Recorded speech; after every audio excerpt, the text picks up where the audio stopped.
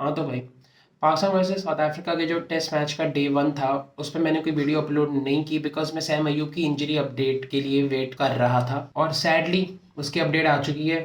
Sam Ayub 4 से 6 हफ्ते के लिए रिकवरी फेज में होगा और उसकी ये एंकल इंजरी ट्रीट की जाएगी जिसमें वो क्रिकेट नहीं खेल सकता। अब ये जो वाकया सैम अयूब के साथ पेश आया है, ये जो है काफ़ी लोग कहेंगे कि नज़र की वजह से हुआ है, जो कि ठीक बात है बिकॉज नज़र इज़ रियल।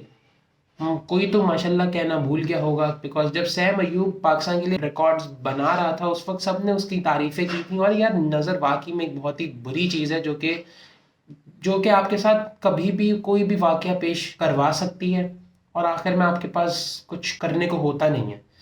सैम अयूब एक टेस्ट मैच में बॉल के पीछे भागता हुआ अपनी एंकल ट्विस्ट करवा बैठा, ये किसने एक्सपेक्ट किया था? सैम अयूब ने खुद भी नहीं किया होगा।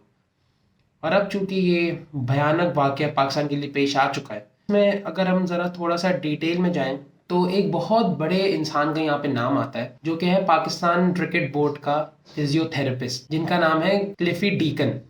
अब इस बंदे के ऊपर चिल्ला चिल्ला के गुस्से से बोलने पे तो मुझे कोई एतराज नहीं है, लेकिन इसकी ये जो इतनी चीप हरकत इसने की है कि जब सैम अयूब को ये ट्रीट करने के लिए फील्ड पे आया, इसने सैम अयूब को वॉक करवाई और ये इसको फिर ग्राउंड के बाहर लेके गया। वॉक करवाता हुआ ये इसको बाहर लेके गया।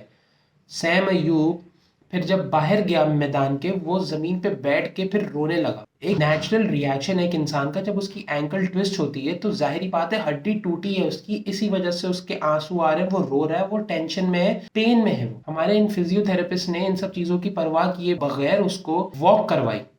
यहाँ पर स्ट्रेचर अवेलेबल नहीं था।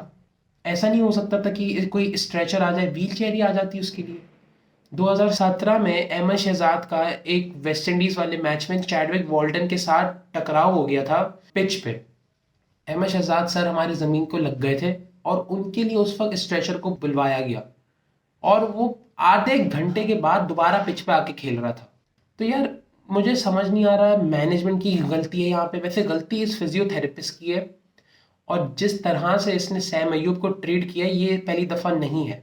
ये शाहीन अफरीदी के साथ भी इसने इसी तरह का सलूक किया था 2022 में। एहसानुल्लाह खान जिसकी एल्बो की इंजरी आई, इसको भी इसने सही से ट्रीट नहीं किया। शान नवाज दहानी के भी ट्रीटमेंट के इश्यूज थे। और फिर एट द एंड हमारे जितने भी बाकी प्लेयर्स हैं, मोहम्मद वसीम हो गया, मोहम्मद हसनैन हो गया। मोहम्मद हसनैन तो अपने खुद के खर्चे पे गया था यूके ताकि उसका ट्रीटमेंट हो सके। पाकिस्तान की जो फिजियो की टीम है जिसको ये क्लिफी डीकन ने लीड किया हुआ है पिछले 5-6 सालों से, इनका ये वर्क बैलेंस क्या है मुझे कोई ये बता दे। बिकॉज जब भी कोई फील्डर ज़मीन को लगा होता है आप उसको बेस्ट पॉसिबल ट्रीटमेंट देते हो। वहां पे उसने उसकी टूटी हुई एंकल के ऊपर आइसिंग भी नहीं की और उसकी जो भी ट्रीटमेंट हुई वो जाके हॉस्पिटल में हुई, उसके स्कैन्स हुए, उसकी रिपोर्ट्स लंदन गई, वहां से वेरीफाई होकर फिर ऑफिशियल रिपोर्ट आई है कि अब सैम अयूब 4 से 6 हफ्ते तक प्रोफेशनल क्रिकेट नहीं खेल सकता। पाकिस्तान की टीम में बहुत फ्लॉज है, पाकिस्तान की मैनेजमेंट में उससे भी ज़्यादा फ्लॉज है।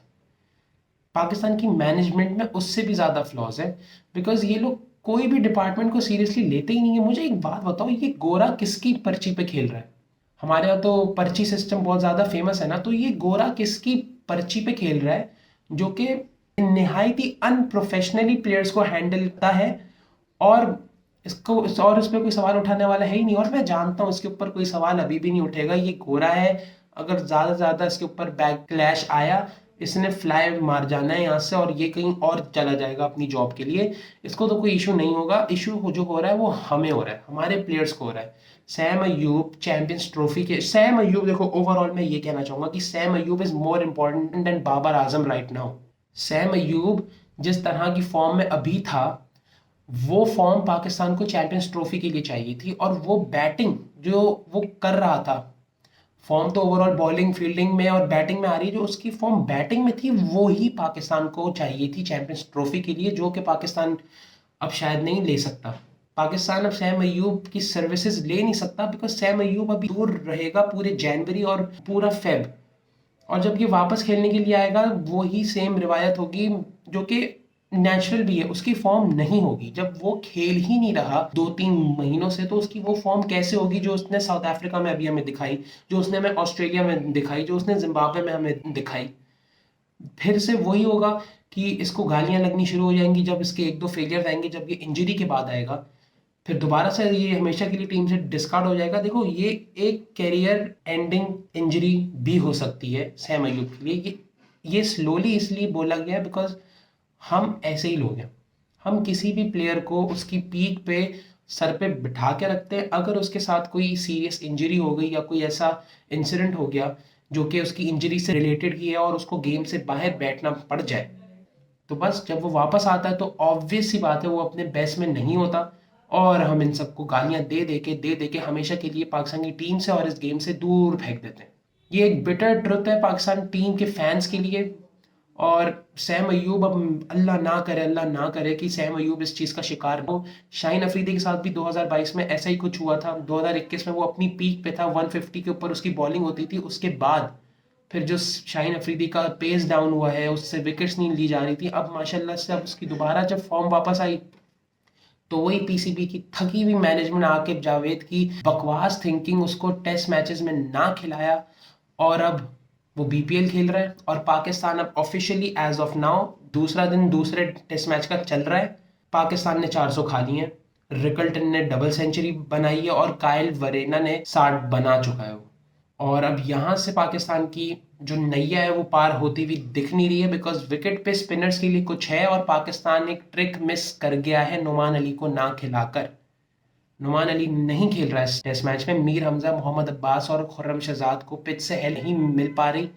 जो हेल्प उनको मिली थी वो बस पहले दिन के कुछ शुरू के घंटों में थी, और उस पर भी हमारे सोने पे सुहागा स्लिप फील्डर्स हमारे पीछे खड़े हुए थे, जैसे कि बॉल तो बहुत तेज पेस से आनी है।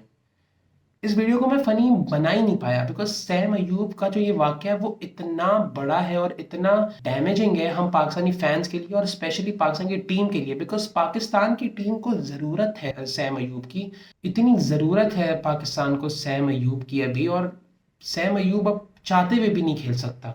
काफ़ी वहाँ पे फैंस थे जिन्होंने अपने वर्डिक्स दिए और उसके एंकल से आवाज़ आई है, उसकी हड्डी से आवाज़ आई है। उस वक्त तो वो नहीं चिल्लाया, काफ़ी लोग हैरान हो रहे थे बिकॉज क्यों नहीं चिल्लाता कोई बंदा जब उसकी हड्डी टूटती है। उस पे पाकिस्तान का फिजियोथेरेपिस्ट उसको वॉक करवा के लेके गया है, फिर उसके बाद वो व्हील चेयर पे बैठा है। ये इमेज देख लो जरा तुम लोग सैम अयूब की लास्ट की, जब वो स्टेडियम से बाहर जा रहा। ये एज एन होल काफी हार्ट ब्रेकनिंग इमेज है हम पाकिस्तानियों के लिए, और हम कुछ कर नहीं सकते इसके बारे में सिवाय अफसोस के और पाकिस्तान की टीम के ऊपर गुस्सा दिखा के। पाकिस्तान की परफॉर्मेंस तो ओवरऑल बकवास ही जा रही है। मेरा जो कहना है ना, भाड़ में जाए ये टेस्ट मैच, भाड़ में जाए वेस्ट इंडीज वाली टेस्ट सीरीज जो पाकिस्तान में होनी है। हमें चैंपियंस ट्रॉफी के लिए सैम अयूब चाहिए। जितना हो सके, जितना जल्दी हो सके सैम अयूब अपने बेस्ट पर आए और उसको कोई फोर्स ना करे। We wish him a speedy recovery, but हम जल्दबाजी नहीं चाहते जो हमने शाहीन अफरीदी के टाइम पे की थी 2022 में, जब वो फुली रिकवर नहीं हुआ था फिर भी वो स्क्वाड में आ गया था। हम चाहते हैं कि सैम अयूब की ट्रीटमेंट अच्छी से अच्छी हो ताकि वो जल्दी से रिकवर हो और पाकिस्तान की टीम में आ सके। We all wish him a speedy recovery, और वो जल्द अज जल्द आए। वो जब भी, अगर वो चैंपियंस ट्रॉफी से पहले रिकवर हो गया ना, उसने खेलना ही खेलना है। बट स्टिल पाकिस्तान की टीम के हालात तो बहुत ख़राब है। सैम अयूब की इंजरी के बाद मजीद ख़राब हो गए। जो हमारा ओडीआई में विनिंग फार्मूला था उसमें सैम अयूब बहुत अच्छी तरह से उतर रहा था, और मुझे बहुत दुख है कि अब ये बहुत जल्दी ख़त्म हो सकता है। देखते हैं यहाँ से क्या होता है।